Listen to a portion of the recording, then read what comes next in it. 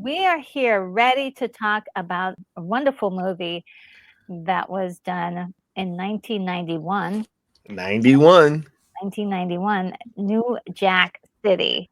And with me today is Skiiwalker the Hey, much Jedi. love. Thank you for having me on Retro. I much appreciate being on your platform. Once again, it's always a pleasure to have these conversations with you.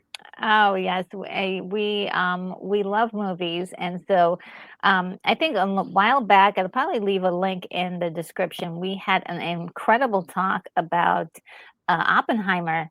We had a fantastic discussion about that and a couple other movies.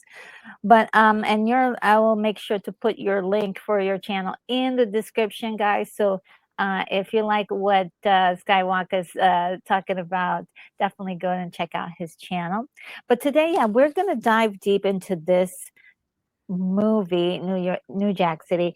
Can you tell me the your reaction to this movie when it came out? Yo, I was a little child when this film came out, right? I was probably about 4 or 5 years old. Yeah, four at that time, Wow. if I'm not mistaken, right? Luckily, right?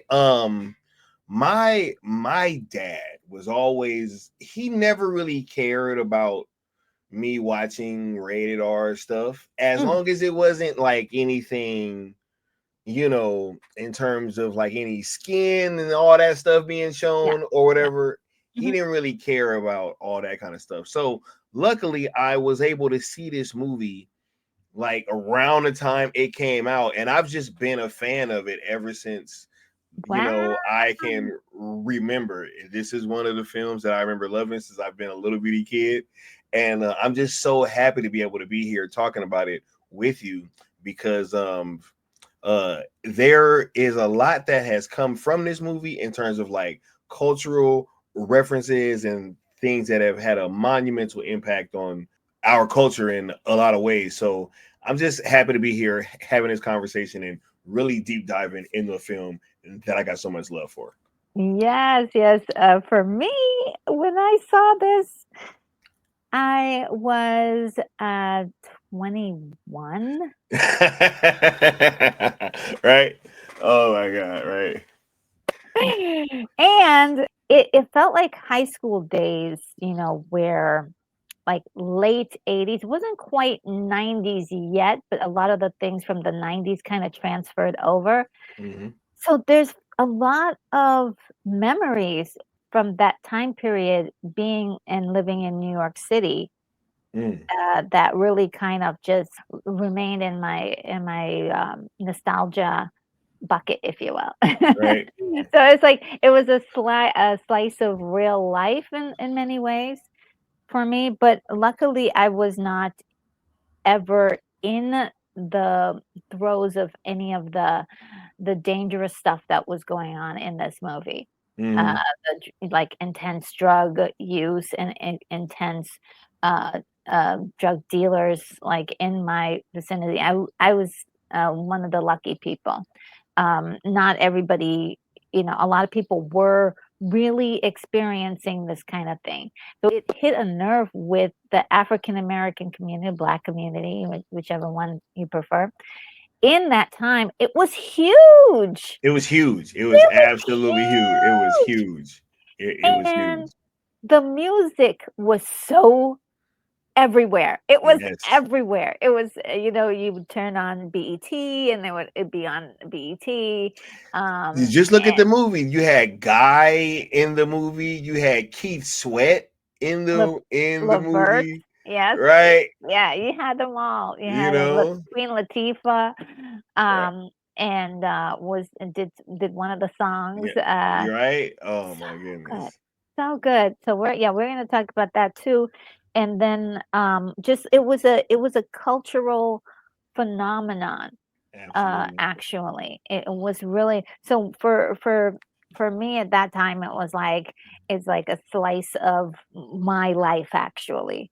Whereas like movies like Terminator and Batman, that were done around that time period. Hmm. It just that felt like, just going to the movies and seeing something entertaining from pop culture.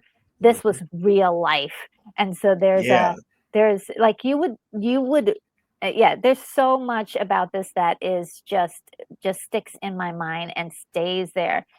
So we're gonna get started with talking about the movie stats a right. little bit. And shouts out to you living in New York. You know what I'm saying? Because like I lived out there briefly, Mm. and yeah, it's very different from LA, and I have a lot of respect for people that Uh. grew up out there because it is a very tough place to grow up It's tough, yeah. in certain aspects, right? Yeah, yeah, It's just and because of the overall aggression. It's just a very aggressive city, you in so know? many different ways, like, Yeah, just even, like, getting on the subway yeah. or just, like, trying to get a cab. Yeah, It's it's like, like "What the everything is just heck?" aggressive, right? Yeah, And walking down the street and during, yes, in Times Square, that's aggressive. it's just aggressive, 100%, 100%. Yeah. So, yeah, as we said, this movie was, done in 1991. Mhm. And I believe that the story starts somewhere in the mid '80s, and then it ends up like in, '89 and '90. So it kind of backtracks a little bit, to, like, an earlier time when the news reports of crack cocaine were really, coming about. There was crack, there was AIDS, there was, like, so many things that was really popular Right. out to get you in the '90s, early Hey, '90s and late yeah. '80s. So that was like dominating the news. This particular movie, as we said, struck a chord. Actually, before we go on there, I just wanted to talk about the other movies that kind of has the same, that was Oh, around the yes, same yes, time yes. period and had the Yes, same kind of feel for it, like Harlem Nights, which we mentioned, that's '89, right? and Which has a 30% or something like that on Rotten Tomatoes, which shows Rotten Tomatoes knows nothing retro, oh knows nothing. man, One yeah, of the greatest comedies of all time. That movie is yeah, with the hilarious. two comedy kings of of Hilarious yesteryear. movie. That's a shame. And then we had Jungle Fever, that's Mhm. Spike Lee and, Wesley Snipes, who stars in this movie, is in that movie as well. I remember people making such a big deal of Jungle Fever around this time. Do the Right Thing, Absolutely. um, was very popular, Spike Lee as well. Dead President came a little bit after, Mhm. but, it's got the flavor of, like, this crime, urban crime kind of storyline going on. Yeah. And it has a big war theme throughout too, because they're veterans. Yes. Right. And that's really struck a nerve with me as well, with me being a veteran and being like a black veteran. Oh, yeah, that Mm. is another deep one. Oh, wow, yes. Another super deep one. Then we have Poetic Justice with Mhm. Tupac in there and, Janet Jackson. That was one that people really, really liked. Strictly Business which kinda Ain't no came time to out of this. gamble. You remember that song? No. Strictly business. Ain't Oh, yeah, yeah, yeah, that's yeah, yeah, yeah, yeah, yeah. Now I remember. it. Yeah.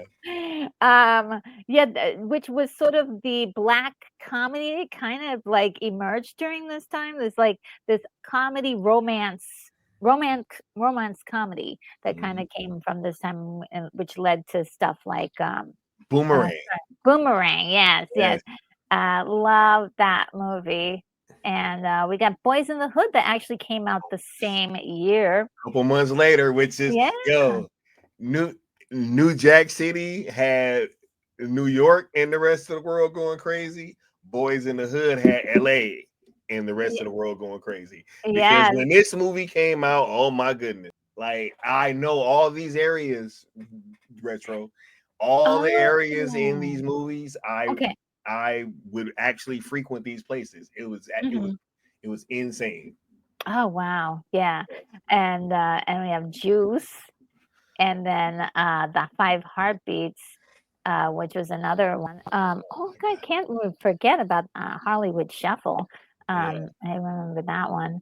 But the movie's directed by Mario Van Peebles, who is really one of the directors of this time period that was really making a mark for himself. He comes from a legacy of his father, Melvin Van Melvin. Peebles, who did quite a few movies of his own.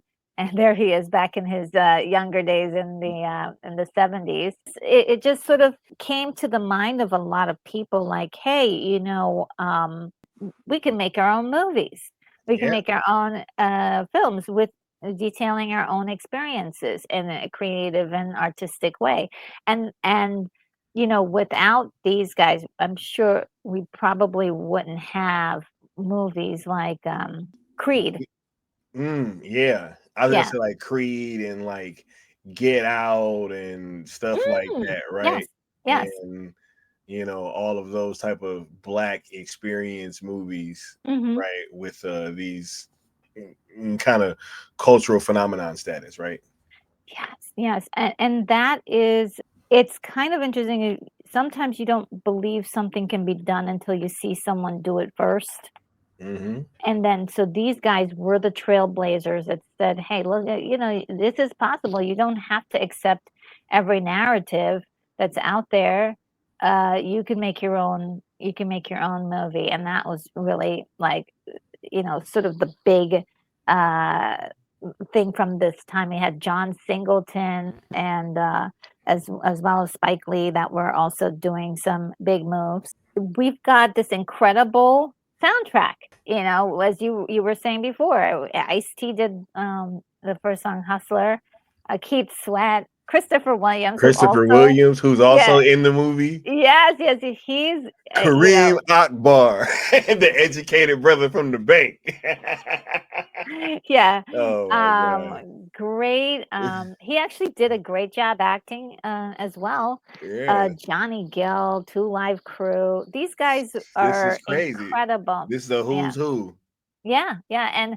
And this entire soundtrack was every song hit, hit, hit, hit. Hit. Color Me Bad. Hey, I remember that scene. I remember that scene. That scene is burned in my memory. Yeah. It's definitely like, and if you were on the streets at that time or you were just in the culture, you saw all the cool fashion that emerged from Oh that yeah. and the hairstyles and the Right. garb and very colorful, fun experience to be Mhm. actually honest. This film isn't that fun, but definitely the culture that came from around Yeah. this time that they were documenting in this film is was very, very vibrant and beautiful. Absolutely. The flat And tops, especially Nino Brown, man, his whole swag is something that I think has definitely carried on. And the whole like super well dressed, stoic kind of anti-hero drug dealer character yeah, is yeah. really something that I think influenced characters later down the line, like Ghost and Avon Barksdale from The Wire, right, and characters like that. I think they were all inspired by Nino Brown and his whole look and demeanor. So, Mm. for sure. I love it. And then we got the opening back when we had the twin towers. Miss those Mm, buildings. Just sets everything up as this is New York City, and we have a lot of beautiful pans going through the city. And I was like, wow, this really starts off incredibly epic and it does. cinematic. Like we're in New York City and we're going through. I always am surprised when people look at these films and they don't notice these subtle moments in the film where you are definitely getting create not only just creative storytelling, you're getting the visual story set up for what's to come next. Where it's all there in the beginning of this movie, set up almost as like a montage of what's happening in the city and describing the crime rates going up. And then we have this scene. where Nino Brown and the man The Dada is, Man. yeah, The the Dada man the Dada uh, Man, is holding somebody upside down. It's somebody who, they want to get out of the way, and it's showing you the cruelty, and it's also showing you they're kind of like thugs at this point, right? They're just like, ground level thugs, and they're trying to make bigger moves. it also plays off very humorous, right? This Yes. scene too. So it's like you really get a sense of they're trying to work their way up, but it's still with a little twinge of humor. Yeah, you get that sense that especially gives you an intro to uh, Nino Brown's humor that he uses during this entire story, this entire film. It is a dark, sinister type of humor, and Mm-hmm. maniacal almost. Mm-hmm. Uh, just you're like, oh my god, he's cruel, but Yeah. at the same time, he's delivering it with jokes, and which is really interesting because as a audience member, you kind of like this guy. Yeah. Right. Like, why He's almost like is that guy? he's almost like a anti-hero, right? Yeah, It's as strange as that sounds, but it's just like, ah, man, I really agree with him, kind of, but he's just taking it a little bit too far, right? yes, That's how his character is kind of portrayed throughout the film, right? Where yeah, he'll have these moments right after he does something crazy where it really humanizes him, and yeah. you really get that both sides look at him. Yeah, yeah, and, the other, thing that we'll probably, get to learn a little bit later is how smart he is. He's really incredibly smart. Meanwhile, Ice-T, Right. is in this film playing, Scotty, Scotty Appleton. yeah, Scotty Appleton, There we go. and he's on the ground Mm, level. He is trying to make bust, but and he tries to set up this deal with Chris Rock's character in the mhm. film, Pookie. Pookie. Yes, Right. Yeah. Pookie. Pookie. And so we have this incredible chase scene that goes on Right. for a long time, and Right. it goes through like neighborhoods. Which I'd like to say that chase scene starts after they pan out from the bridge scene with Nino, and it kind of goes through the city, and then Hmm. you see the chase scene from almost like a helicopter eye view, and then it just gets closer and closer, and then you see this eventual chase scene that is amazing of Ice-T chasing Pookie through the streets of New York while he's on this bike. Yeah, yeah, Right? Yeah. it's really wild, and the money flies everywhere out of Right. his Oh, bag, yeah. and that Pookie stole, and he's surrounded by people from the neighborhood, kind of like, what's Yeah. going on? They're trying Just to pick up watching the it money. happen. Yeah, Right. But I would also like to say shout out to Ice-T. This was his like big acting debut. yes, yes. Right. This was absolutely Ice-T's big acting debut. And yeah, man, that is amazing. And the other thing I wanted to mention is that Ice-T was very famous for the song Cop Killer, Cop killer, yeah. which is kind of odd that he would pick a role where he was playing a cop later. First movie, right? Yeah, yeah. And now we know him from doing cop characters, right? Because he On was on his SVU, own. right? Yep. Yeah. So he's really, taken this kind of like something that would have been like a kneecap to his career, and actually made it work for him. And of course, now that was his first acting gig. He wasn't bad in it.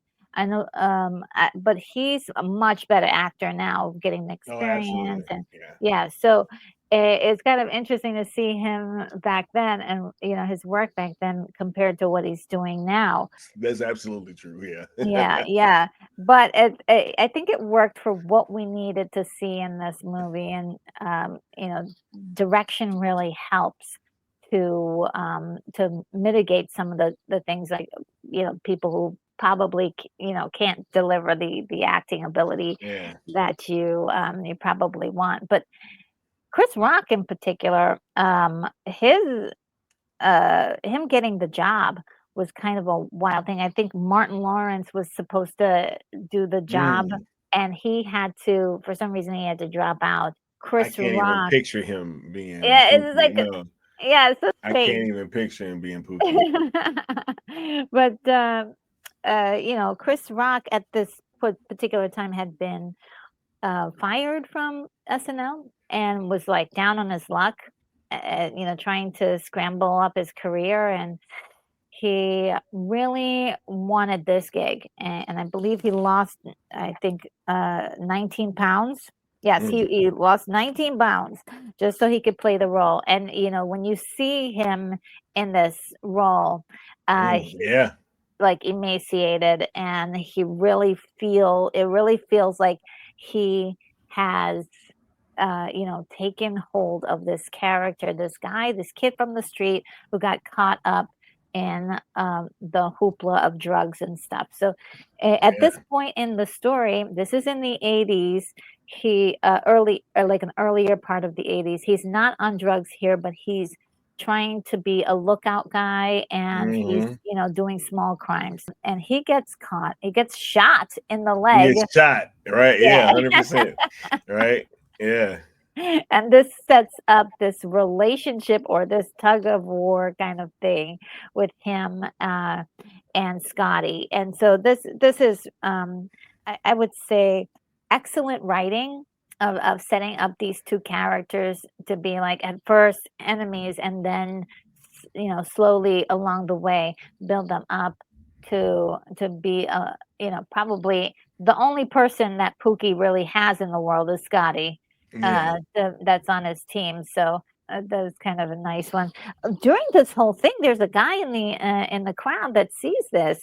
This is we mentioned him before, Christopher Williams. Later on we'll get more of the story, why this is so important. But he's noticing, he's like, oh, a cop is arresting this kid. Yep. There is G Money, G Money. and he's being played by Alan Payne. And this is probably the best I've ever seen him. It's It one. I think it's one of his juicier is roles. one of his more iconic roles. Yeah. Yeah, 100%. yeah. Yeah, I mean, he gets roles, but they're not, not all of them has the ability, or the potential for so much depth. And this particular one, I think he does. There's something in his performance. He sets G Money up as sort of a little bit arrogant and silly. Hmm. Um, so you kind of like him, but you kind of don't like him too. Yeah. Right. And it's like they're both flashy, him and Nino, but Yeah. he's the more braggadocious one, right? Yes, the He's big definitely the mouth. more braggadocious one. Yeah. And it gets him into trouble, and it causes friction between him and Nino. Yes, yes. Like, let's see if he gets in the car. He's the one to discover the Yes. potential of crack, and or free-based Mhm. cocaine. Can I And just say that scene is iconic when he pulls up in that Jeep? Do you have any idea how much that I've just always pictured myself hopping in a Jeep with the homies wearing a Kango fit? Like, come on, like, yeah, yo, yeah, this thing. I need you guys to understand. This movie was everything.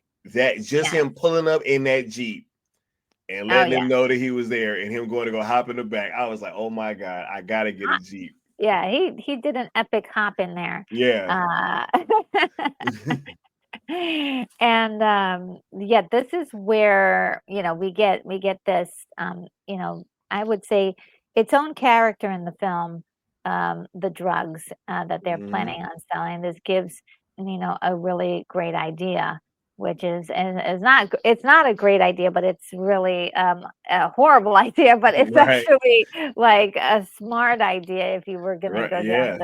the Yeah. the crime. But there's a nicer. And now tell me if that Jeep is not like the coolest Jeep, Yeah, that's what I'm saying, Retro. right? Man, I just pictured me and the homies in the Jeep so much, yo, off of Yeah. this movie alone. Yeah, there's something cool about the Jeep, and they go to the club, and it's hopping. Everybody loves Nino. They're like, "Hey, Nino Brown," and it's wild. It's Flavor Flav is there. Right? Yeah, everybody's there. He walk in the club, DJ saying his name, right? Everybody in there chilling, everybody showing love. I mean, it's just, man, this movie, the cool factor would influence, especially scenes like this, Mhm. would later influence movies like Belly and all that, with that club scene and then Mhm. walking inside. Like, it's just, man, this was such an influential movie. I can't say that Yeah, enough. and that is how I think everybody wishes they can walk up in the club. It's Exactly. You wanted to like be Nino. yeah, yeah, you want to be, and it's great. And in the crowd, kind of doing his own, not even there on business, but just kind of watching things, is Scotty. He's taking note of everything that's going on. So I I I was very intrigued that he was kind of just doing this on his own, as we discover later. Mhm. And they go to the back room, which they have enough power to have their own little area in the back of the club. It's full of boxes. It's not really that refined. And we get the addition of this guy here who was a witness to the arrest of Pookie earlier. And he's sort of like, I want a job. I'm from the bank. I would like to get a job with you where I can make $4,000 a week versus 400. And he has been referred by his cousin here, Celine, who is Nino's girlfriend. Girlfriend. Yep. Yeah. So it's very, it's legit. She wouldn't steer him wrong, but this guy's like, I'm here to make money, and they're like, yep, we're here to make money too. Yeah. So it's a match made in heaven. Yeah, here's a good look at this little back room area. He's got a small crew right now, and these are like his solid guys, like the ones that he's like gonna like rock with for at least the time being. So he that during the startup of his rise Mhm. to power, but he gets this idea to take over one of the buildings, the Carter Apartments. It is, when you think of his plan, it's diabolically genius and awful.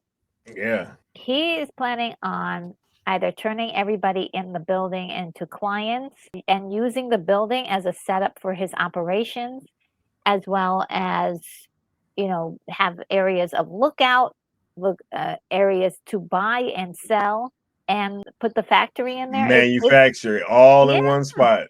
and it's like that is very brilliant. But all those people in that building, Absolutely. Right.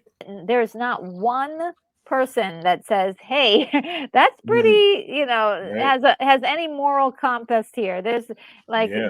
the moral compass is gone. So from that, I would wonder if there had been some really awful things that has happened that they've witnessed. That they're like, I don't care about other people anymore. We're just out for self. And the mentality of like seeing so much crime, seeing so much pain and suffering, that they've actually just said, I don't care anymore. We're Yeah. we're They we're gonna abandon all sense of morality, and it's just about let's just get as much money as we can possibly get. Yes, and Right. and people who are with us, Yeah. they can benefit, and if you're in our way, we'll get rid of you. Right. And it's pretty shocking. At this point, I'm sitting on the edge of my seat, like, whoa, wow! But this actually happened in real life. In Detroit, there Mm-hmm. was a real family, the Chambers brothers, they're called, that actually inspired this story. Mm-hmm. Where they took complete control over an apartment building complex and ran it as a sort of a drug ring thing, which is Mm-hmm. as cold blooded, to be very honest Yeah. with you. When this building in particular that they used is the Harlem Dakota. Mm-hmm. An actual building in New York City, so that's actually kind of cool. Yeah. Um, and during their we get this one scene, these 2, Keisha and the Dutta man, right? yes, they have a great little rapport, the 2 of them, but they are selected to be the security, and, Yeah. Keisha says, "Bye-bye, Rockabye, rockabye baby. rockabye, baby." Rockabye, baby. Right? Yes, Yeah. rockabye, baby. It's so and she says it more than once. It's like, Yeah. that's her little tagline, but it was so cute in the movie, but Yeah. also, like, again, what could have happened in poor Keisha's life that brought her to the point where she is Hmm. ready to become an assassin. Yeah. Oh yeah. It What one thing that I want to add too, because like when you look at the Carter, right, and what I think that that represents and the effect that it must have had on the entire community, right? yes. You, you you get to see the things that kind of play out and how they terrorize the community Oh, yeah, we're in coming to that.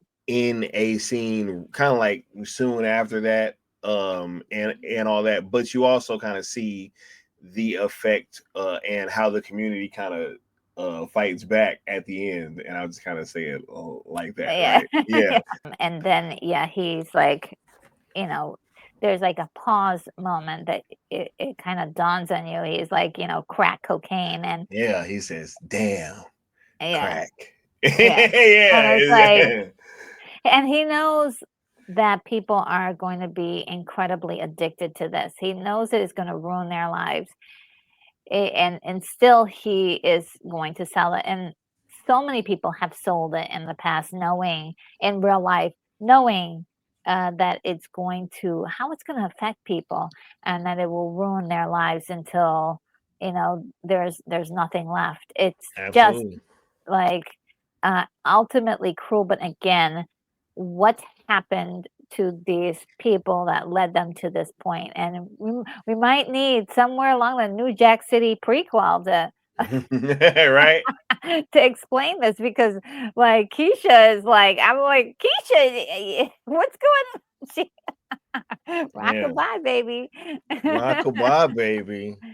And this is Mm. where it begins. Right? This is the Oh first my god. target, local guy on the street that's selling, and they're like, now, I mean, most people would have said, hey, why don't we recruit him and make him part of Nah, no. these guys? Just was like murder, death, kill right now. Yeah, right. And for anybody who knows, that is a Demolition Man Yeah, reference, yeah, uh, to Wesley Snipes. absolutely.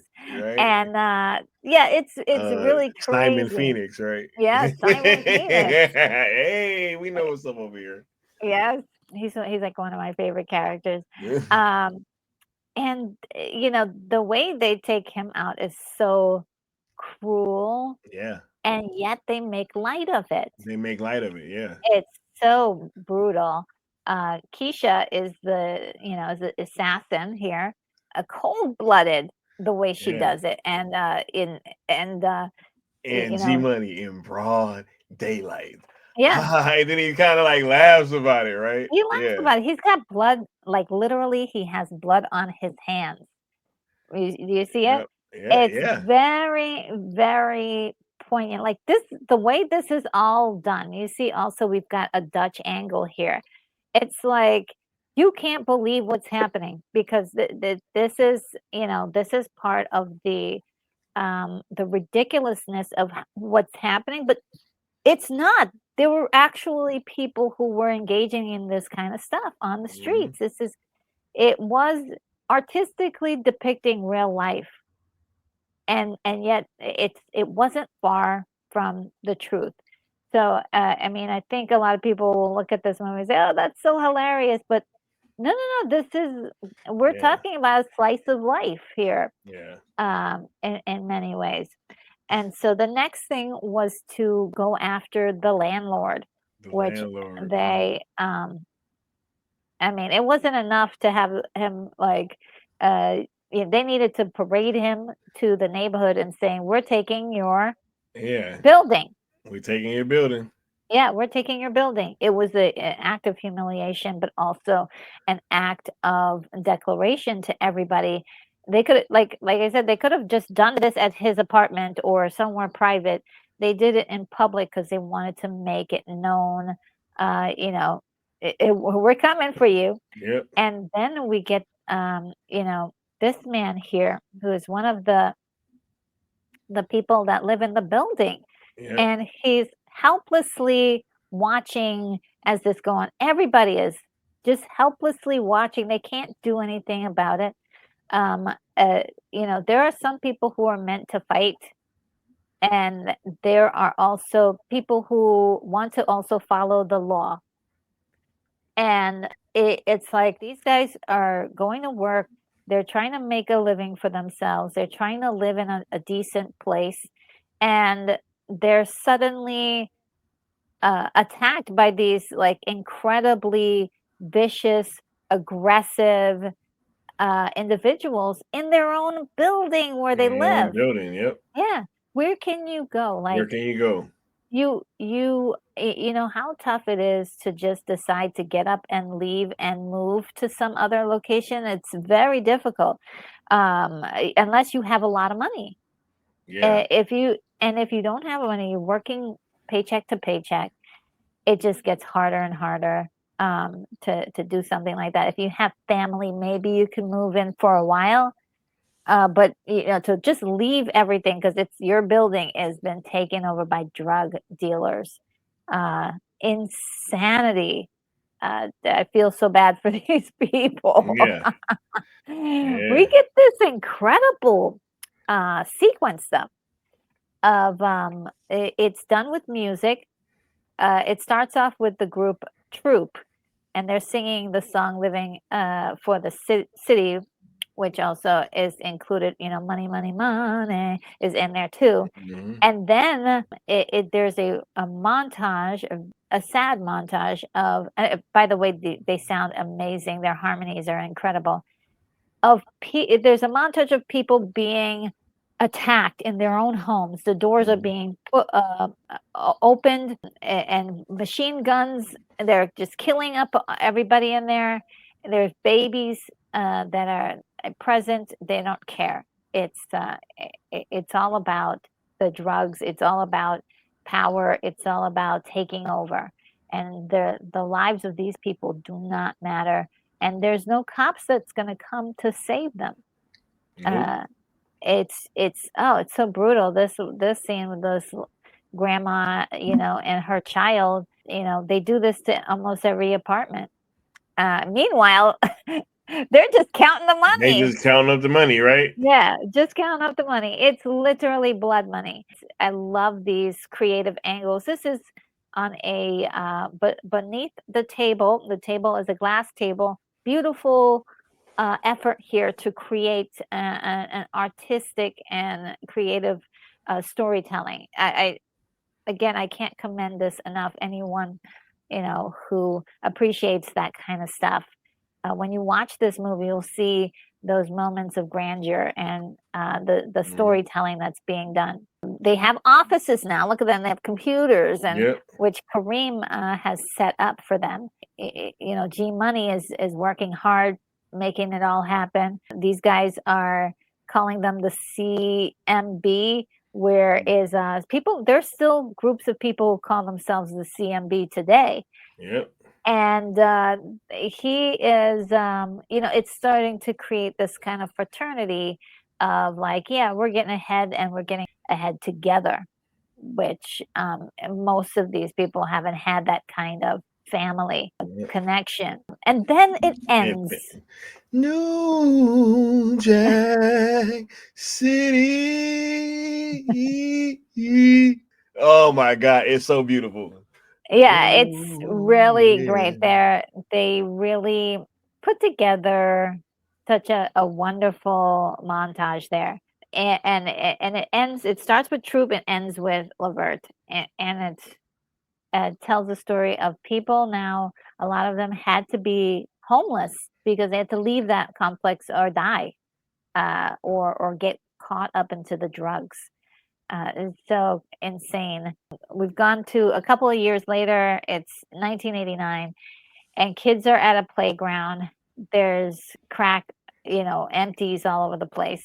This was real. I remember many times going to the park and seeing this on the ground. The playgrounds, there were tons and tons of them in the street. Did you ever see any of these? Man, what's crazy is like when I moved to, you've seen Training Day, right? I'm Yes. assuming you've seen Training Day. Well, the jungles, I used to actually live in that area that was in the movie, right? That all that stuff was going down in. When I was living there, it was definitely a lot of that kind of stuff going on. Fortunately, when I moved to Inglewood a little after that, it was a little bit less. But when I was living in the jungles when I was young, yes, it was definitely a thing to be outside and sometimes run into something like this. Yeah, yeah, would see them all the time, and Yeah, it was like all through the 80s. It wasn't just the late 80s. It was yeah, all through the 80s where I remember seeing these, and I was just like, you know, we knew what it was because it was like, what do you put in that little vial? It was right, drugs. And then this was pretty much, I just wanted to kind of accentuate that this was such an epidemic. They had tons and tons of articles, and it was in the news every day of kids growing up with drugs, taking over their communities, kids being born on crack, just all sorts of wild, you know, reports coming out about drugs and the effects of it. And then we had, of course, the war on drugs. hmm hmm And yeah, then we had people realizing like the war on drugs was actually not that great because they spent a lot of money. It was a false campaign, yeah, and because they wanted people on drugs. And yeah, 100%. Because yeah, yeah, because I was gonna say the crack thing kind of hit LA as well, as I'm pretty sure you're aware of and stuff like that. But and yeah, it was all kind of things happening out here.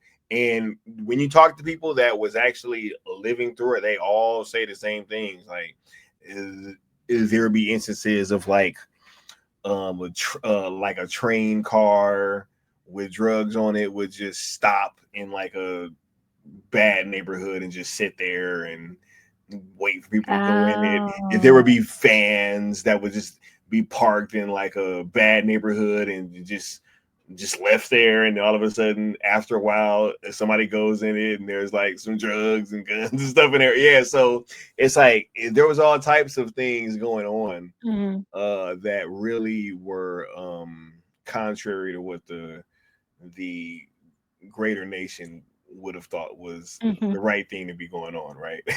Yeah, yeah, 100%. incredible. I don't know if you ever saw the movie. Oh gosh, it's escaping me. They cloned Tyrone. Yes, that was actually a really good movie. I Yeah, it was actually really really great. I enjoyed it. loved it. Yeah, I loved it. Yeah, I yeah, loved I it. love that movie too. Just you struck when you said that, it just kind of popped in my mind. But yeah, those are stories that people have been, saying for years, and they've been mostly been ignored. All that people see is, oh, well, we have these inner city areas, and everybody's Yeah, on drugs, and yeah. everybody's Well, there's crime everywhere. So yeah. it must Well, be the people. It must not be uh, anything going on. for those of you guys that don't know, and we don't got to go super deep into it, but the government did get caught, like involved in bringing drugs into the country, Yeah, into the inner city neighborhoods. Like that 100% happened. So yeah. we had 100% happen. They literally got caught. So It's really wild, and yeah, and that would be really cool to have an investigate, like a real investigation on that, and real right? reports, and just Yeah, not like like forget about that. it's That's funny because nobody ever got in trouble for that I know Oh, of, right? Like yeah, it's crazy, yeah. it's like, oh, this happened, Who do you blame okay. now, right? We're Right, probably yeah. all dead anyway, but Hey, still, yeah, it'd be nice to get some yeah. Some answers. accountability. And so we have the one guy, he's not by himself, actually. He's got some other people with him from the apartment building that are trying desperately to talk to the police department, and they're just not responding.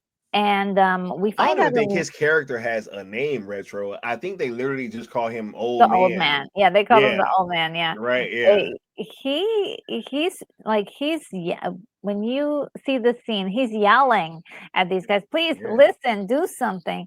And they won't do anything. And later on we find out that a lot of the cops are paid, yeah. to ignore the problem. So Mhm. that was pretty like, "Ooh, there's no one that's going to come save you." Oh, it's so sad and heartbreaking. Then we have these two cops. Marion Van Peebles playing Detective Stone, Mhm. who is pretty much in charge of this case in particular, to do with the Carter building. And then we have Russell Wong, who absolutely love this actor, who's playing Park as well. Mhm. These two officers are trying to, get more aggressive on the case, and they have an idea they want to bring to the chief. They have these two guys that they're planning on like putting together. So that's Detective Scotty Appleton, and also a Detective Nick Peretti. And these two guys, they call them the New Jack Cops, to handle the New Jack City drug Yeah. lords, which I thought that was kind of cool, the way they played the title in there. These two guys are unconventional. They do things their own way. They're wild cards, and so the And very different from one another too. Very different extremely, from one yeah, another. Yeah, they're very they're different. they're so different. And then this guy, I love him so much. This is Thalmus Rasalala. And he was in Blackula, one of my favorite Mhm. black exploitation movies. And he's been in a lot of movies. He's been in a lot of soap operas as well. It's so good to see him in this. He's playing the chief, and he is, or the commissioner, Mhm. and he's not really liking the idea of putting these two rogue cops together. And just the whole situation seems Yeah. so like he doesn't even want to deal with this. He'd rather not even do anything. If it were up to him, he would just let the Carter building and the crimes continue. These guys are like, we're desperate. We really need it. You're okay on it. He finally says okay. So these two meet, and it's like, if you look at these guys, right, they're like technically the same skin color.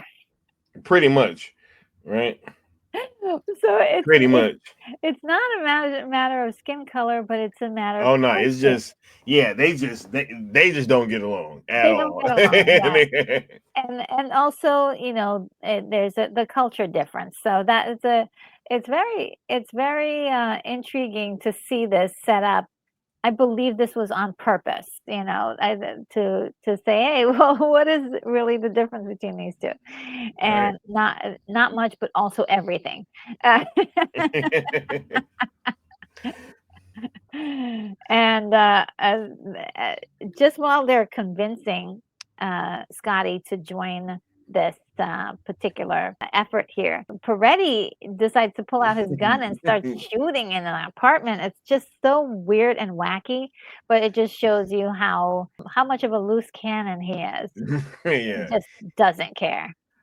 If I remember correctly, he was the one that the commissioner was like most worried about, if I'm not mistaken. Yeah. Yeah, it was like Peretti, like, nah, man, that's too much. You know what I mean? That's too much. Oh man. Well, we have Frankie Needles talking to Nino Brown about the fact that they've been expanding to their business, and they have not been including them on the 10% agreement that they had, as far as like I suppose certain territories are allowed to do things with the mob's permission, if only they pay them a certain amount. And it was really interesting that this is in the film, because during the filming, there were a few gang members that actually came to the set and asked, hey, you can't film here unless you give us a little, money, a Right. little money to let this happen. So it was very this is actually mimicking real life in many instances, but it really helps to set up this tension. Nino says, yeah, I'm doing it and I'm not paying you guys anything. And so that creates the first ripple in a war Yeah. between Nino and the mob, which is, Yeah. you know, It's and he does this with like comedy again. yeah. Yeah. And what's interesting is that it really kind of visualizes the war between like the old money and like the new kind of way of doing things, right? You Yes, know, if you look at the Nino Brown character, he's really the first kind of person that embodied that hustler CEO kind of yes, style that eventually like Jay-Z and Rick Ross and all these rappers and stuff kind of incorporated into yes. their own styles. But uh yeah, it definitely kind of highlights that I love that, 'cause that's like, yeah, we're gonna operate this as a business. yeah, right. I love it, yeah. And meanwhile, we've got, the man, right? The Dutta Man, you The know what I Dutta mean? Yeah, the Man. Dutta Man. He's, drawing himself as a superhero, which is it's kinda sad, because he's got aspirations of, what anybody would Yeah, have, and and he's always the butt of jokes too, yeah, yeah. right? He Yeah. is. Yes, he is, and people tell him to shut up all the time, so he never gets to talk, but this is the only family he has. This is the only family he has. And we go on to, Pookie, who this is a couple of years later after the incident, where he is limping. He is in bad shape because he's now become a crackhead, and, he is not just like any old crackhead. He's just really also, I would say, like, as soon as he gets some turkey, begs for some turkey, he tries to sell it. Yeah, right? Yeah. Man, Pookie, that term has become so synonymous with so many Yes, things. It still sticks to this day. People call yes, crackheads Pookies. The yeah. term Pookies and Ray Rays has still stuck. Like that's where this came from. And yeah, Chris Rock played this role tremendously. And Oh, yeah. just from everything from his line to he said, "Prom queen, you ain't nothing but a prom fiend." It's just Yes, yes, like there's so many iconic lines that he had that was yeah, just wonderful. And I think here what's interesting because you really can see the physical transformation that his body has taken, right? Because he looked a lot more healthy last time that you saw him when he yes. was getting shot, right? Yeah, this is where he's lost the 19 pounds, a hot mess. They dressed him up pretty well for this as well with makeup and stuff. I mean, you could barely see his teeth through the hole. Yeah, Like, right. and this is the point where Nino Brown recognizes him and says, "Hey, if you can clean yourself up, you've got a job." And I kind of wish he hadn't said that. Right. Yeah, because it kind of led the. We'll get into that. Yeah. He's a hot mess here, and later on that night, he is with his, I guess, his girlfriend, and they get into an argument. Starts beating her up. Scotty intervenes and puts him in a rehab facility. Mm-hmm. He keep And calling me, man. He keep calling me, man. He yeah, keep calling. I just gotta it's go to it. so Another iconic compelling. line. Yeah. Right. Yes, so compelling how he describes his addiction. Yeah. And I think for some people who have experienced that, they really can identify with his struggle here. And his acting is on point. You really feel like this isn't Chris Rock. This is Pookie, a man who's has some problem, serious issues with this drug. He cannot get away from it. And so Scotty takes it upon himself to Mm, get him into rehab and actually like takes care of him. yeah. Like Bonafide gets him back in shape, and it's a that itself is its own montage.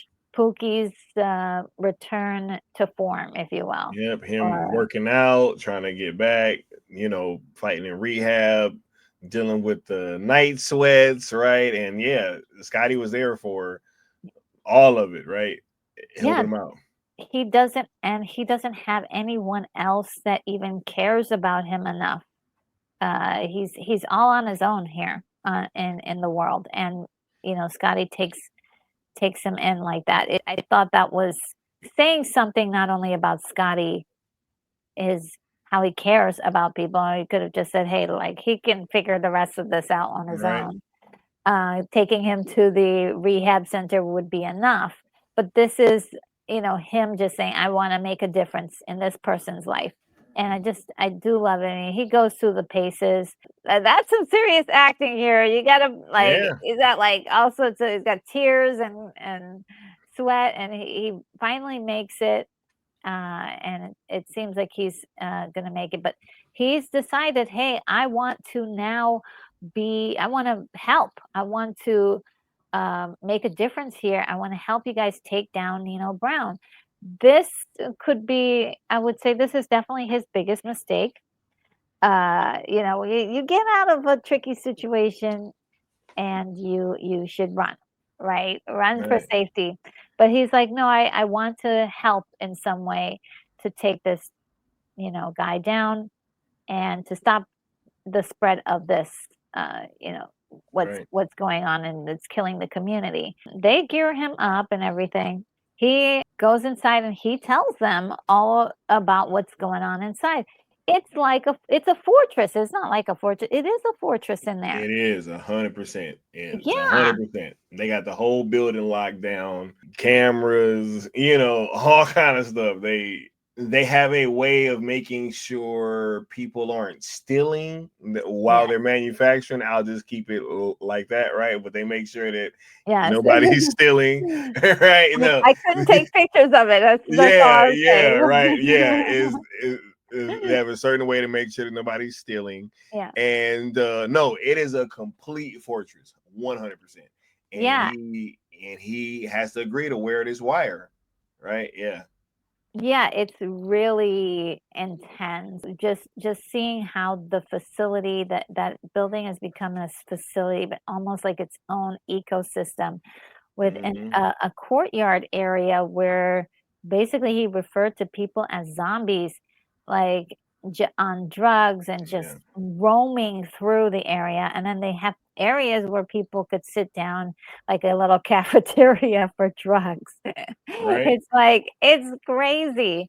And I think like detailing that in this movie is just really accentuating the horrors of this kind of a building. And I'm sure, like, if they really went into it further, they could have really made it even more terrifying. I don't know if you've seen the movie The Raid.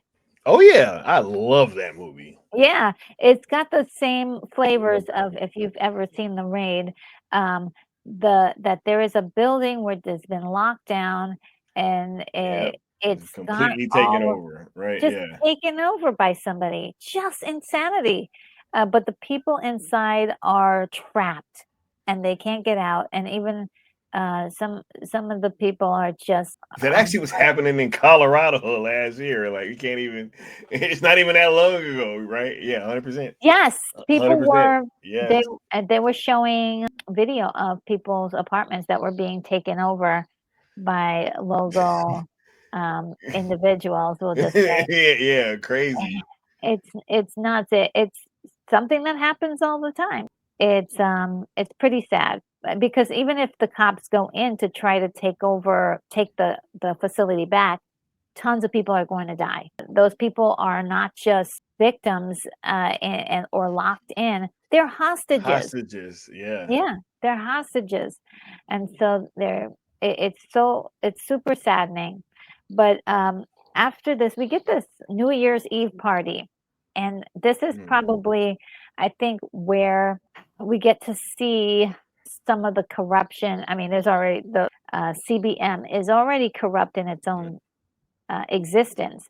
But then we get to see some of the inner corruption when we see, a little bit after this. But right at this moment is probably the highlight of the CBM, wouldn't you say? Because now Nino is like, hey, everybody, we're family. Yep. And we got here because of everybody. And it's like, oh wow, this is great. We've made it, guys. This is the back room, their meeting spot at the nightclub. And Yeah. this is what it was before. Remember? Yeah. So they really No, they've come up you in can the see world. that they keep leveling up because you see when they have the meeting afterwards at the other at I think it's at his house. Yeah. You see how they've just been leveling up, and that's also where some of the respect for these characters comes from, right? Because Mhm. we've watched them grow from like being on the corner to being at this level. Yeah, it's really weird. It's like this whole group is anti-heroes. Like you should hate all of them, but at the same time you're still kind of rooting for them to get bigger. It's weird. Also, there's something about this that even Wesley Snipes did not has mentioned before. Like he feels like Nino became a role model when he was supposed to not be one. Yeah, He's supposed to be exactly. and so he had some conflict with the character. It is a shame that when we show villains or anti-heroes that sometimes people mistake them for actually being role models, and it's like, "No, no, no, no, Absolutely. he's not a role model, Yeah, he's a tragedy." That's what yeah, we are supposed to really see, and there absolutely. are moments in this movie where they do show you the arc of his tragedy. But this is the place where he's on top of it. He says, "Am I my brother's keeper?" Is his kind Am of I my tagline brother's keeper? that people like took on like crazy. I remember that was sort of like the floating tagline, like people would say, like, "Am I my brother's keeper?" Yes, Yes, I I am. am. Right, 100%. 100%. It was viral, if you will, before the internet, and it Before was the internet, yeah, yeah, 100%. it was great, and it spoke for this ideal that I think these guys were hoping for, which is they had this charismatic leader that was out for their best interests as a group. As long as they had his back, he had theirs, and so Mhm. they would take care of each other. And that was the kind of the idea before it started, like cracks started to show. Yep. Get this scene too, where Nino's actually telling Money G, I wouldn't have gotten here without you. You're, we're family. I love you. I love you.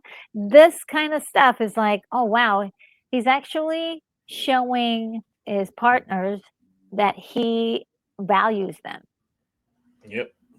And so this is how, if he wanted to continue on in the right steps, this would have been the right way to continue to show people that you care about their hard work and energy towards your well-being, and Absolutely. and give them a space at the table, so to speak.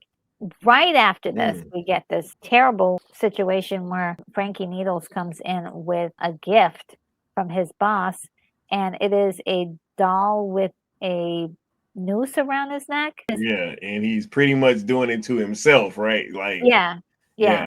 yeah. Ooh, Right? right? Yeah, that's what I'm saying, He's killing himself, or he's Yeah. digging a deeper grave for himself. Right? Yeah, It was meant to be a joke in which it was supposed to get him to start to act right, but it backfired horribly. Nino reacted in, pretty much in a fashion of which would he like, definitely cause him problems later. yeah. He cuts off Frankie Needle's hair, which it was like a glorious mane before, cuts it off, and which is a humiliating act. Cuts off his ponytail. Yeah, which, likening to Samson and Delilah, where Samson's hair was cut. It's a humiliating act, and these guys are overpowered. We got they're in Nino's den.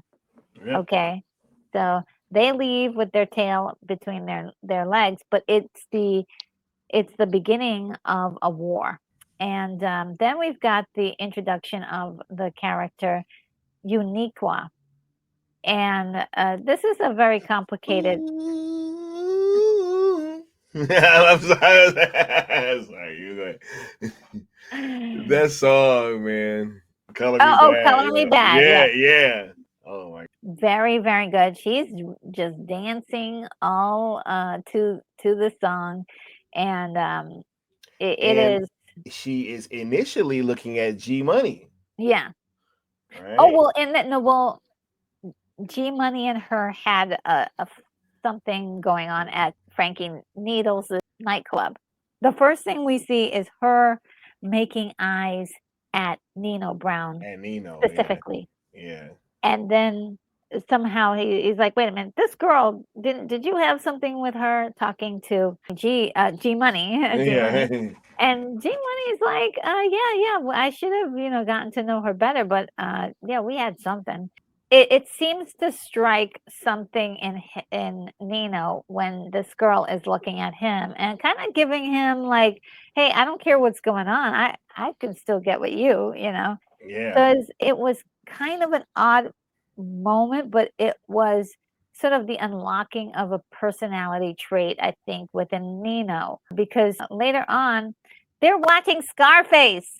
Yep. Right. Okay, Yeah. they're watching Scarface, and the one with Al Pacino. So apropos. And he's like, one of the greatest remakes of all time. Yes. Yes. And he says he gets up and he's like, "Oh, the world is mine." And they're like, "Oh, the world is ours, right? For everybody." And no, Nino's like, no, it's mine. And the girl, Uniqua, is like, "Yes, the world's yours, Nino." So of course she's like gonna support this narrative so she can be in better favor with him. Meanwhile, G Money is still trying to kind of get with her and is trying to figure out, wait a minute, aren't you interested in me? He's like, look at me. The girl is like, she's specifically going after Nino 100%. to the point where Celine is in the room with them and she walks out because it's too much. But we're seeing the direct correlation in this movie between Scarface and Nino Brown. 100%. And it's even more prevalent, especially they use the same issue of not being able to have children that was in prevalent in Scarface in this movie as well.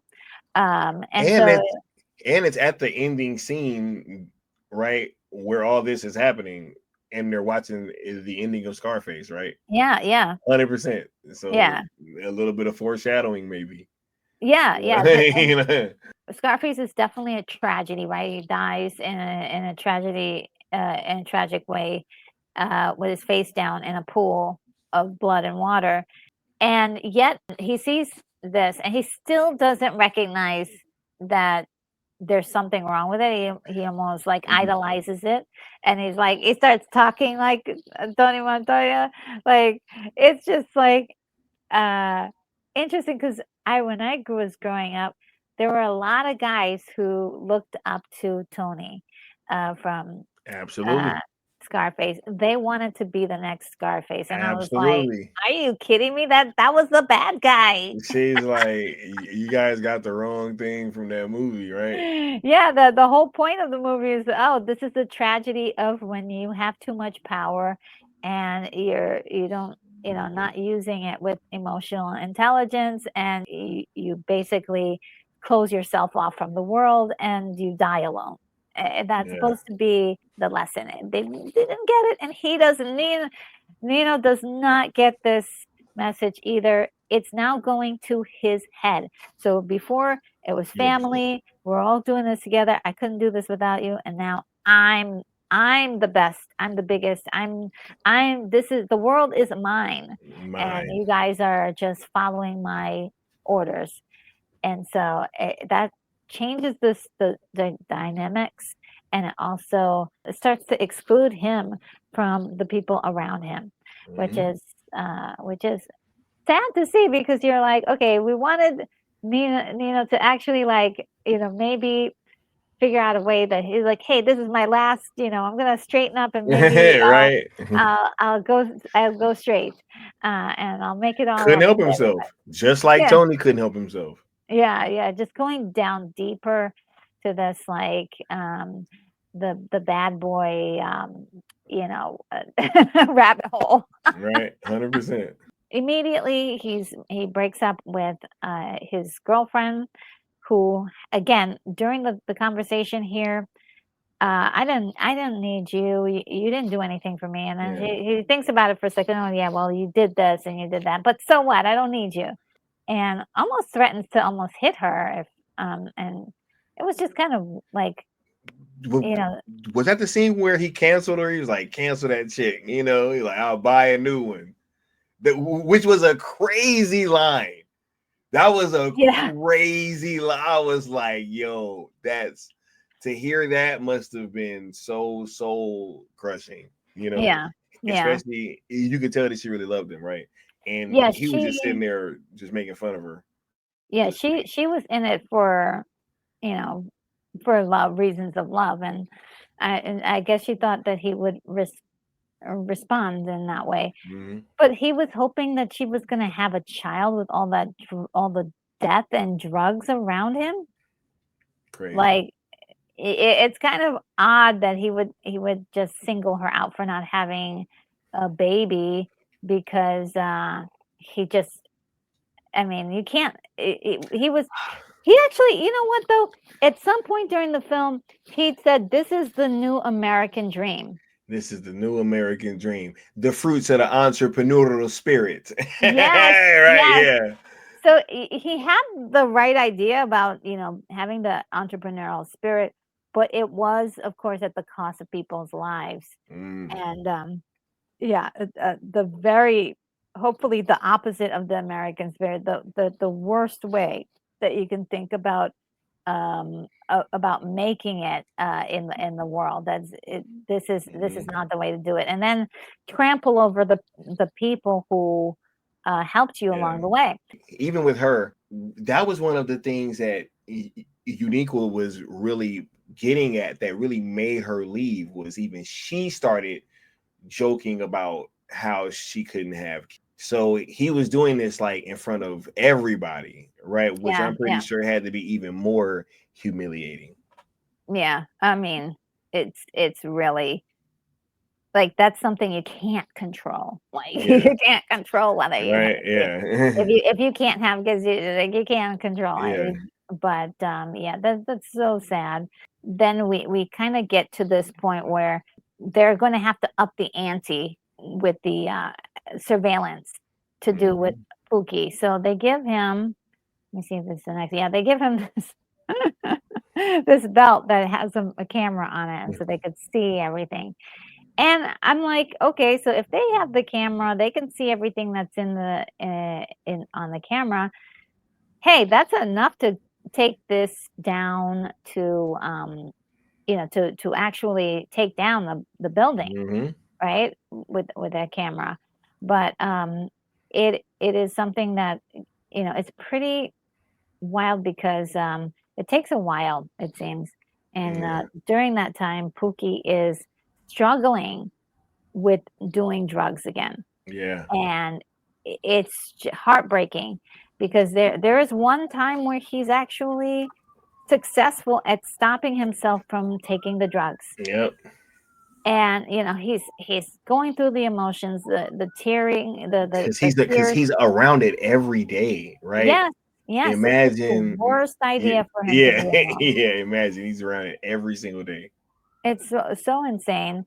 And then he gives in all suddenly. And it's just sad because he also and at the same time gives away the operation because his eye while he's working is like, Yep. okay, you just messed up. It sends a ripple effect on how he was able to get in and all that's like how he was able to infiltrate the facility. They The got to cops go come in. in immediately. Yep. Yeah, they go in, they find him, like, completely messed up, he's been killed. It's gruesome the way he's killed, but they have a bomb on him, and so the cops have to defuse the bomb before they're able to do anything, and, luckily, there's some evidence that but a lot of the stuff is burnt to a crisp, Mhm. because of the fire. They were like, "Okay, we're out of the building," and Yeah.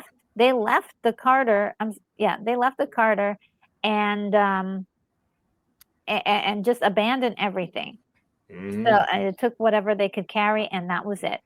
And that was actually one of the smartest plays, from the bad guys, I would say, even though it's destructive and, of course, people died. They were found out, so they had to just drop everything and Yeah. go, just go.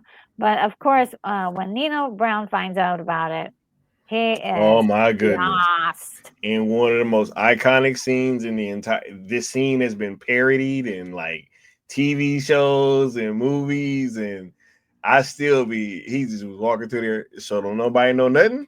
He Yeah, just oh, yeah, oh, so it's don't so nobody know scary. nothing. It's so Like intimidating. It's so intimidating, scary, and he has these he's huge Rottweilers, right? That he lets off the leash, and the dogs are running around, and he's jump roping with the chains, and it's very intimidating. it is, and nobody knows what happened except for maybe 2 people, and they're just terrified to say anything or do anything. The sad part about that is that that particular incident changed the dynamic between him and all of the other people.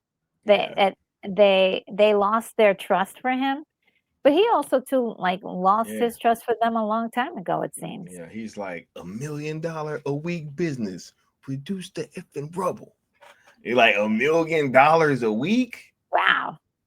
and then he had the line, "I never liked you anyway." Ye Oh my god, yo, yeah, so this and then it may have been connected to the fact that Kareem was, his ex-girlfriend's cousin. Yep, cousin, right? yep. So why is like, get rid of both of them. But he was the one that was allowing them to count the money, figure out, like, the books, the computers, all that stuff that they were tracking like a business. Mhm. He was helping them to organize all that. And so this was, this was kind of like a slap in the face to, all of the work that he had done in the past. Also, his obvious belittlement of his brother, if you will, or, the Mhm. person who he's been with since he was 13, his friend since he was a kid, he treats so awfully. Early, I love you. You're my brother, and he treats him like garbage. It's like, wow, even if somebody messed up, like, which he didn't do it on purpose. He didn't like the infiltrations are going to happen because you are running an illegal business, Yeah. right? That's going to happen. So this is where I was just like, this is a little over the top. But he is angry, and he creates this distance between him and his people. And there he is sitting alone. He has Yep. he has nobody there. Ultimately, at Pookie's funeral, again, you realize Pookie was alone. Yeah. There's nobody there except for the cops he was working with. Even, the people that he was, working for, Scotty was his only friend, the only person who cared about him. It says a lot. There are so Yep. many people like that, where there's only a few people actually will care about their outcome. Mm-hmm. And Even Detective Stone, he has that line where he says, I gambled on you and you gambled on the crackhead, right? So it was almost like he didn't even care, yeah, I right? thought that was harsh. I was like, Right? no, yeah, don't say Yeah, that. yeah, Yeah. This is where they take them off the case, right? And then they start to, like, try to figure out how to get closer to, like, busting this all up. And so what they decide is to go undercover. with Detective Appleton. Yep. He Yeah. goes he goes undercover. Unfortunately, at this point, also, a certain person has decided that they were going to start using drugs. Right. um, get sorry, G Money Yeah. begins to G start Money. using drugs, and it's so sad because it seemed like it was a big decision for him to make, but Mm-hmm. he just gave up. He had Yeah. nobody at that point, Yeah. you know. The guy who was supposed to be his best friend is a total jerk, Yeah. and so he just went to drugs to get some sort of comfort. Mm-hmm. But of course, in that messes with his judgment. It doesn't help when when things really get messed up, because he trusts Scotty, right? Scotty Yeah. to the point where it's like, okay, he lets the lion into the He let into the the fox into the hen house, right? yes, yes. And so Yeah. this is uh absolutely, I would say, at this point, unacceptable for Nino, to discover, like, that he was part of that. But also, during this whole infiltration, I don't have pictures of this. Scotty also finds out that back in 1974, his mom was killed by a thug, and it turned out to be Nino who was Nino, the one who did it. And it's right? like, what? Right. And he's so ready to Yeah. kill this guy. Right. Yeah. And also during the infiltration too, they also have to deal with the backlash of the thing earlier with the needles situation, right? Where they're at a wedding Yes, and the mobsters actually came and tried to assassinate Nino, right? And everybody there. And that's also what Scotty used to kind of get deeper in with the CMB. yes. I mean, I'm sorry for skipping over that, but that was a very pivotal moment, right? It had Godfather vibes to me. Mm-hmm. That wedding scene shootout, where we lost Keisha and Mm-hmm. But also with that scene, it showed the cowardice of Nino too, because yes, he used the little girl as a human shield for a split second, right? Yeah, absolutely. crazy. Absolutely, right? Yeah, So now we have even less respect for Nino, right? It's yeah. like more on that downward spiral of us kind of going for semi rooting for him to now we just want Like, this whole yeah, thing to be over with, right? yes, he's 100%. unredeemable at that point. Yeah. But still, even after the movie, people still loved him. Hey, it's crazy because he's like I'm telling you, it's so crazy, but it's true. Yeah, he was meant to not be, boys and girls. He was not meant to be Right? an Yeah. icon. Don't The little idolize girl is this a man. human shield, right? Like, Yeah, what are we doing? yeah. He really lost m- his morality.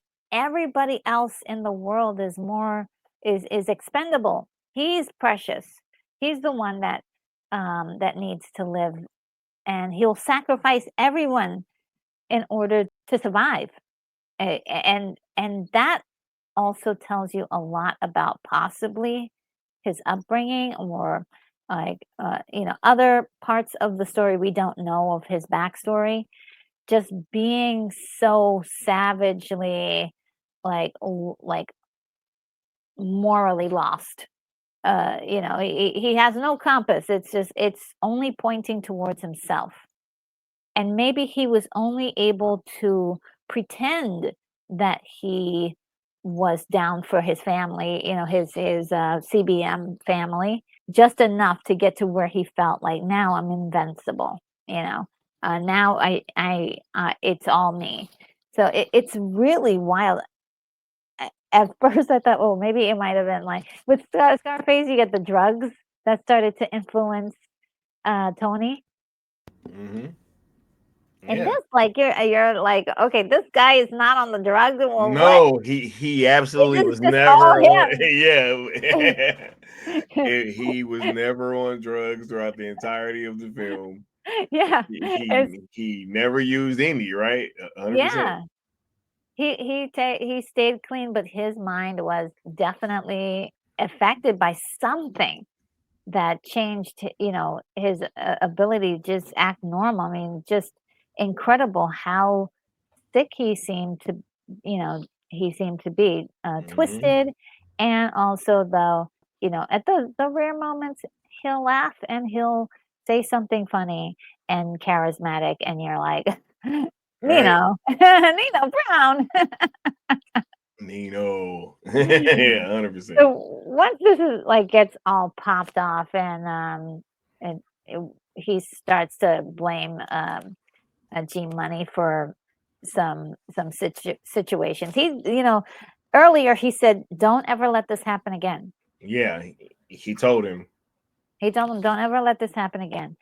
And this is another time when he let somebody into the organization, and they were could detrimentally affect Yeah, the organization. Instead of saying, "Hey, we're old buddies, right?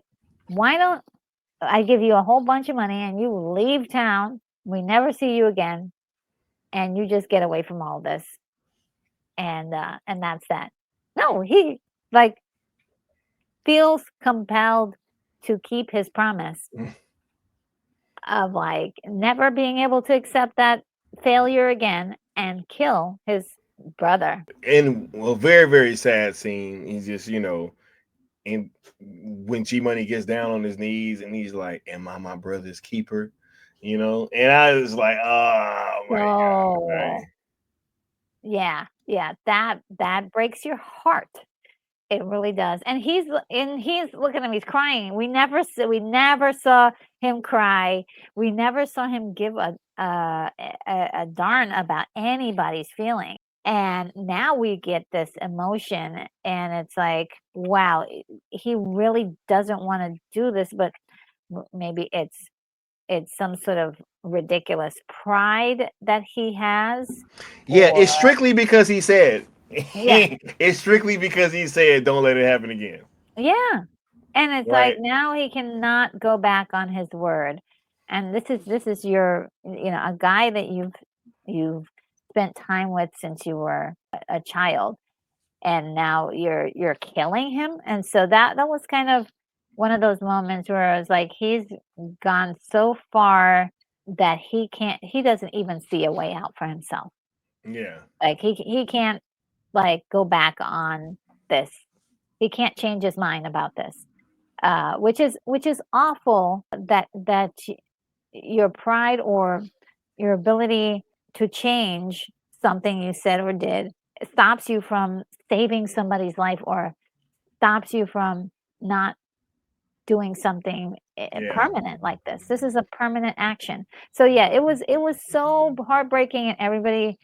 I think there's not a single person who doesn't remember this scene and Yeah. how it affected them by seeing it. It was truly like both awful and like touching at the It same says time as it. CMB.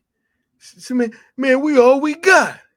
Yeah, Oh my god. Yeah, yeah. he just Ah, so yeah, so hard to watch. Do you remember what led to this moment? I believe it was like a little bit after the scene with G Money.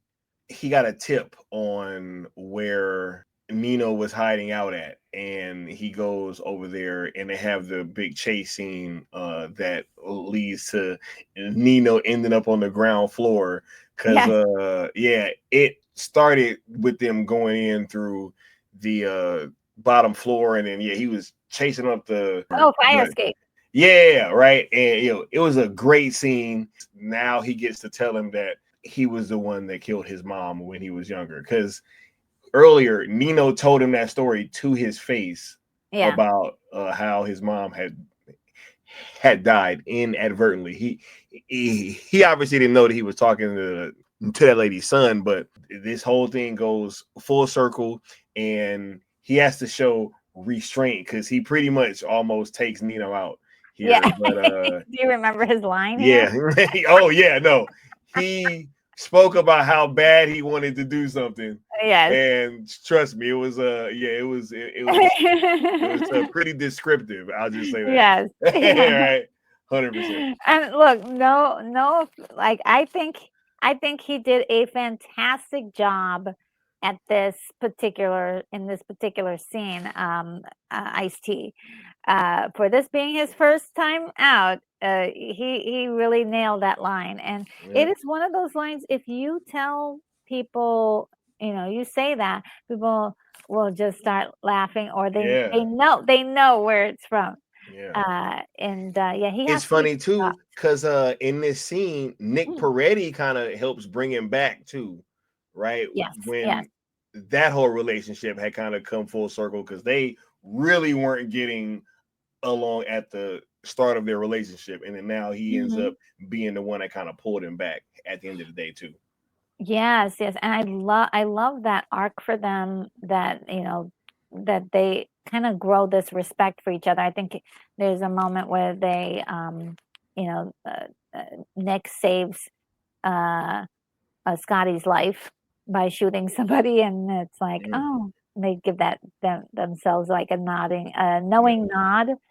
And, you know, to speak about that little scene, just briefly, just before this moment where Nino is kind of like taking people out, like dropping down from the ceiling and then grabbing people from behind. oh yeah, oh my Oh, goodness, what yeah, movie are we in? 100%, right, yeah, For a second there, I was like, yeah, we're now in like it kind of reminded me of like the Predator or something. It was right, great.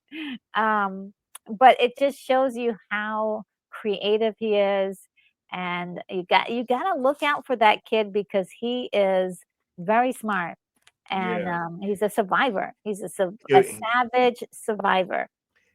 it was almost like he was going back to his basics, right? Yeah. Yeah, 100%. And you got to see a look at how Nino used to get down before all the money and power, right? Yeah, Yes, yes, 100%. yes. When he was just on the ground level, and there's a whole trial, which I think kind of takes up a lot more of the movie than I'd rather for it to, but it leads up to this this point in which Nino discovers a way he can get out of this whole thing. Yeah, right. It's real easy, Retro. Just start snitching. Right? Just start snitching. I'm You not the know? one in charge of this whole thing. Right? And the Man. way he delivers it too Oh my is God. That so is iconic. It's like there's nobody who can deliver lines like that except for Wesley mm. Snipes. I didn't grow up Okay. with a silver spoon in my mouth, Yeah. Miss Hawkins. Yeah. Yeah. Right? Oh my God. So Right? he just really like, it was great. He names Kareem as the leader, Kareem of this. Akbar, the Yeah. educated brother from the bank. He said, Yeah. if I'm going down, it's a whole bunch of y'all going down with me. This Yeah. thing bigger than Nino Brown. Yo, that whole that whole scene is so iconic, right? The whole It thing is. of like him getting off and him breaking the deal and like the judge's reaction and you getting the sense of like, oh my God, the look at the system not working once again, Yes. right? Yes. Right? Everybody was disappointed and they're like, "Okay, well, he's gonna get away. He's gonna walk free. He's gonna walk Yep. free." After so many people were killed, so many people's lives were ruined. You know, children brought up without fathers For the and love of money. mothers. Yeah, for the love of money. The perfect songs for this. Yeah. And it starts off with that the movie starts off with that song. Mhm. Absolutely just perfectly done. Like, I mean, as far as the creative element of, like, we have themes going on in this movie, and we're gonna continue with this into the end. This tragedy, this American tragedy, if you will. The tragedy of the justice system. Yeah. The whole thing. This is real, like, this is All he how gets is a year. He got 1 year for all that. He's like, all he gets is a year. I was like, yo, a year? yeah, and then you're gonna put him in a prison system where he's only gonna make contacts. I mean, Right? I was like, "What? I'm networking for a full year?" I mean, Right? After all he that.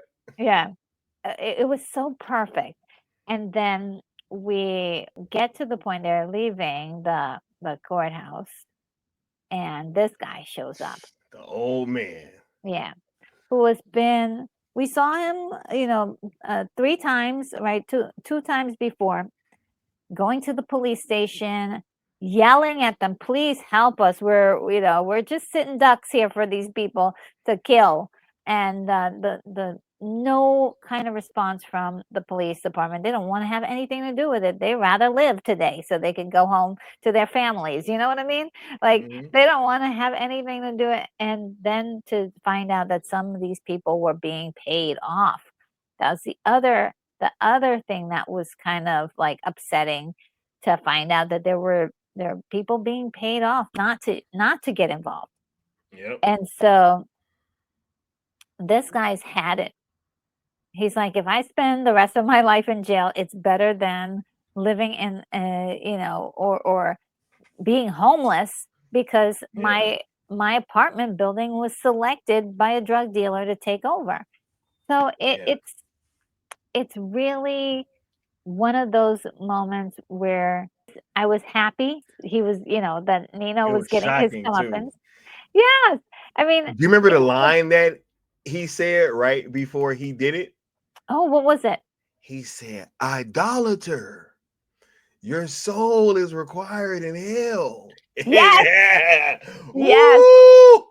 Oh my God. In the end, just boom. I was yeah. That is, that's like, powerful. Yeah. right? Um, Yeah. this is where, like, who says that though? When He calls him an idolater. Oh, yeah, this is where, like, the brilliance of the writing, the script is just so good.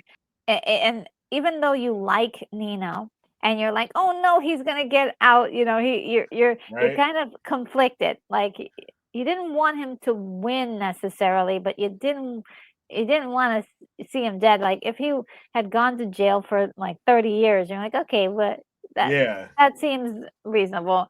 But then when he was killed in the story, you kind of feel like That especially was after he got 1 year. It's like, what? It's like yeah, he yeah, gets 1 year, and then you see this. It's like, oh, okay, this is kind of what was meant to happen, right? yeah. It's like justice, but also it wasn't the kind of justice he was supposed to get, and Exactly.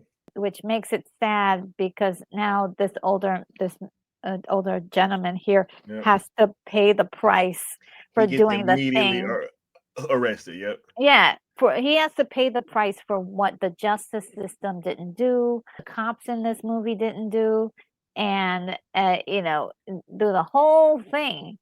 Uh, Scotty and Peretti and all those guys, Stone, they have been fighting against, the system the whole time just to be able to do their jobs. Hmm. They were getting pushback from the beginning. Hmm. And so instead of help, assistance, more resources, they're doing everything like undercover at the end. Yeah. They're not even supposed to be working on the case. It is again a tragedy of not only Nino, but it says something about what justice is Right. in our world. And Hmm. what else I can also love, it's a tragedy. right? Yeah. I also love the difference in reactions from Scotty and Peretti, right? Because Scotty kind of just like looks down in a way, and he puts his glasses on almost as if like, all right, this is kind of like not the ending that I wanted, but it's some kind of catharsis, Yeah. because I was just like, all he gets is a year, right? And Nick just kind of looks away and starts smiling because he's happy. He's like, hey, his dude got what he deserved, Yeah. right? So yeah, it really shows the difference in like how they even reacted to what Yeah, happened to yeah. Nino at the end. What a way to end the movie too. It was just such a great ending. Yeah, it really was, And then and that music starts. Doo-doo, doo-doo, doo-doo, doo, boom, eh.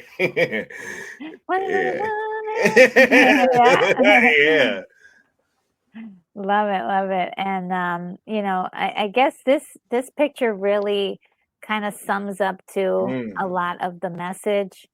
yeah. We have people who are aware that something is going on. They're writing this down on the chalk, the chalk on the sidewalk or on the basketball court, but they can't do anything about it. Nope. They can't fight back. They don't have the resources. It goes too deep. If somebody goes in there, kills up Nino Brown, well then, other establishments will come after them. It runs deeper than just your local guy who's selling Absolutely. drugs. It runs. It's a big organization that either you move out of the neighborhood. Again, we talked about that. You can't move out of areas just like that. You can Hmm. if you unless you have a lot of money. If you Yeah. don't have a lot of money and you're working paycheck to paycheck, it's very difficult to move. Absolutely. Just the tragedy of neighborhoods being swallowed up whole by this kind of epidemic, is the tragedy of the 80s and 90s, and it's still going on, but somehow a little less as intense as it was. You don't hear about it. Let's Yeah, just it's just say it. not, you just don't hear Let's about it say as you much, just don't hear right? about it, right? Yeah. We're understanding how the media works, and when They it's either don't know, don't show, or just don't care about what's going on in the hood. See, but that was another one that was from Boys in the Hood, Yeah, right? yeah, and, more truer words, haven't been said, but this is something I think, I'm so glad we were able to talk about that. Again, right after this, uh, we got, Demolition Man, one of my favorite science fiction movies, Yeah, and movies with the Wesley great fast Snipes. food wars, right? Yeah, great factor. He doesn't know And how to then, use the 3 shells. I was like, yeah. what? And of course, like, I just have like a huge fandom for Wesley Snipes. He was just so one of those actors that every time he did a movie I wanted to see. Yeah. And one of the other ones that I haven't revisited lately is Passenger I 54. was I just heard they about to bring Passenger 57. 57? Okay, yeah. Yeah. Passenger 57. Yeah, I remember that film. Yeah, 100%.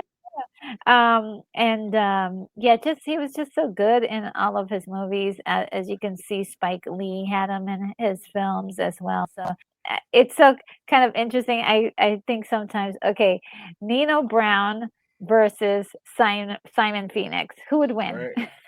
Oh, Simon Phoenix. 100%. Yes, Yeah, yes. 100% Simon Phoenix. 100%. See, Simon Phoenix wouldn't cry when he had to shoot somebody. Nah, nah, Okay, nah.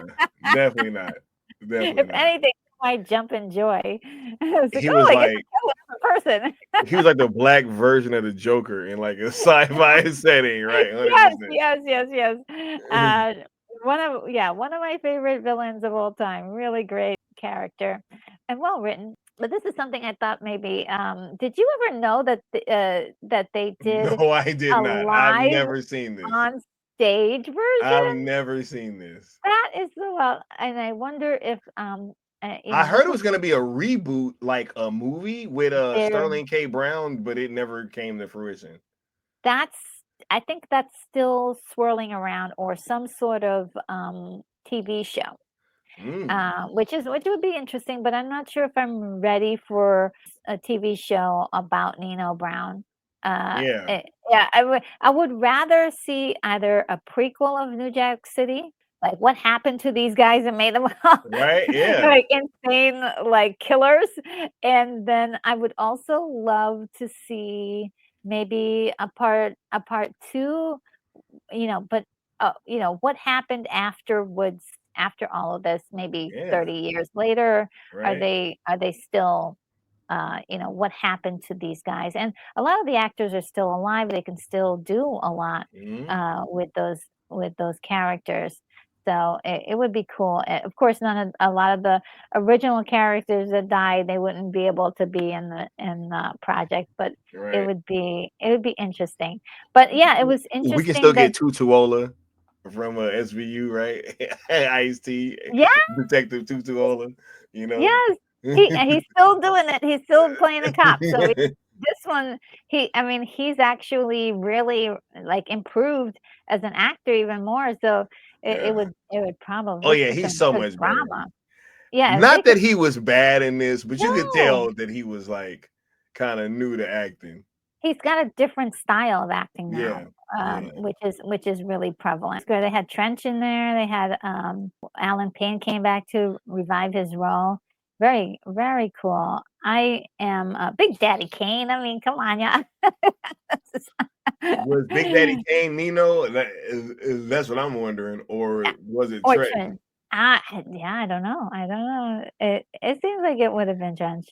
Yeah, this is great. I'm super, super, super excited that we were able to like go through and scrub through this movie and talk about it in such detail, because I haven't heard anybody really get into the social impact of this movie on communities, and just like what it meant for people who were who watched this during when it came out.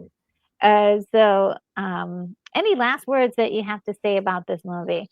Man, first and foremost, I just want to thank you, Retro, for allowing me to come on your platform. It's always such a Oh, pleasure to talk about these films with you. I love your mind and how you see these films, and it's just always a pleasure. I was very excited to talk about this film, and we had went into all of the reasons why, and I'm just glad that we were able to have this conversation because it really brought back a lot of memories for me, and also talking it out, you give such great perspectives that I hadn't even considered. So oh, 100%. thank I just you. want to thank you for having me on once again. Oh man, it's my pleasure.